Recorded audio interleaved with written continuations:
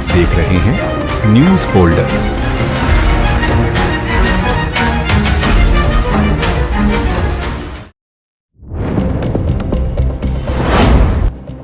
और राजधानी रोहनी के इलाके में खूनी गैंगवार, बदला लेने निकले दो नाबालिगों की चाकुओं से गोदकर हत्या। रोहनी जिले के अमन विहार इलाके में देर रात उस वक्त सनसनी फैल गई जब बदले की आग में निकले दो नाबालिग किशोर खुद खूनी संघर्ष का शिकार बन गए। सड़कों पर दौड़, चीख पुकार और चाकूबाजी के बीच दोनों किशोरों को बेरहमी से मौत के घाट उतार दिया गया। मृतकों की पहचान जॉनी और मयंक के रूप में हुई है। वारदात के बाद इलाके में हड़कंप मच गया है, जबकि पुलिस ने मुख्य नाबालिग आरोपी को हिरासत में लेकर हत्या में इस्तेमाल चाकू बरामद कर लिया है।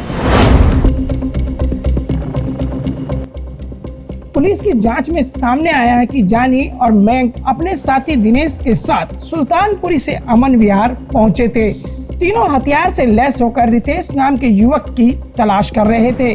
बताया जा रहा है कि कुछ समय पहले सुल्तानपुरी में हुई हत्या के मामले में उन्हें शक था कि आरोपी रितेश के घर छिपे हुए हैं और इसी शक के चलते बदले की भावना में तीनों अमन विहार की गलियों में रितेश को ढूंढ रहे थे और उनके हाथों में हथियार लहरा रहे थे।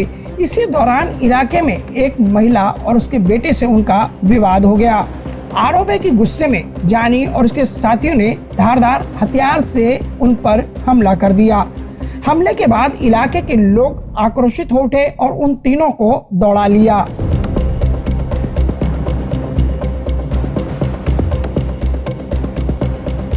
और इसी अफरा तफरी और खूनी संघर्ष के बीच एक नाबालिग ने चाकू निकालकर जानी और मयंक पर ताबड़तोड़ वार कर दिए। दोनों किशोर लहूलुहान होकर सड़कों पर गिर पड़े। घटना के बाद इलाके में दहशत का माहौल बन गया।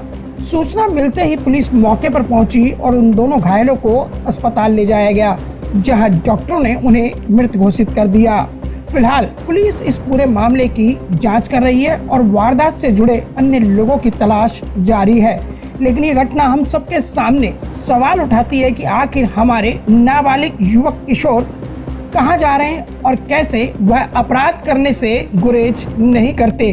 आखिर क्या मानसिकता उनको इस ओर मोड़ रही है, जहां कानून व्यवस्था से विश्वास उठकर खुद ही लोग न्याय पाने के लिए आपराधिक वारदातों को अंजाम देते नजर आते हैं।